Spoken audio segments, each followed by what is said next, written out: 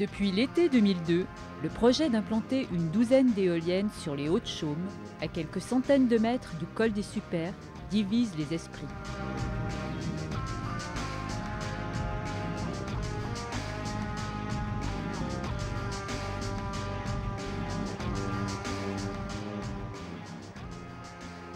Est-ce que le projet des éoliennes s'inscrit dans le périmètre du parc ?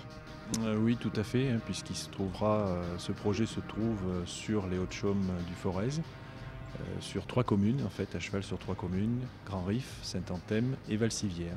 Donc ce sont des communes du parc Livre-la-Forez. Est-ce que le projet des éoliennes est en accord avec la charte du parc ? Globalement, l'éolien est en accord avec la charte du parc parce qu'il est dit dans la charte que le parc aidera au développement des énergies renouvelables. Par contre, sur ce projet particulier, c'est sur un site hautement emblématique, un site très fragile. La décision n'est pas prise encore et il y a beaucoup d'avis à recueillir avant de prendre une position. Est-ce qu'il n'y aurait pas des sites plus appropriés pour implanter les éoliennes, y compris au sein du parc Livradois-Forêt ? Alors peut-être, mais tout ça dépend du potentiel éolien. C'est-à-dire qu'avant qu'il y ait une campagne de mesure sérieuse, on peut difficilement dire si un site est propice ou non à l'installation de telles fermes.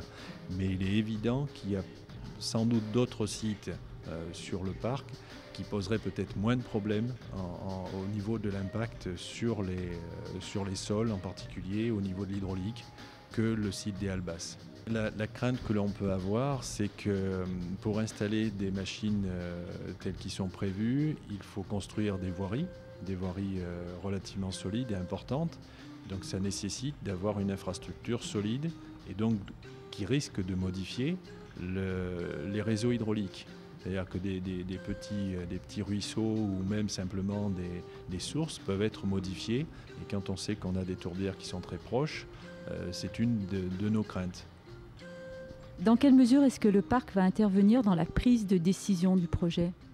Le parc va intervenir à partir du moment où monsieur le préfet du Puy-de-Dôme va être saisi, donc va devoir signer ou ne pas signer le ou les permis de construire concernant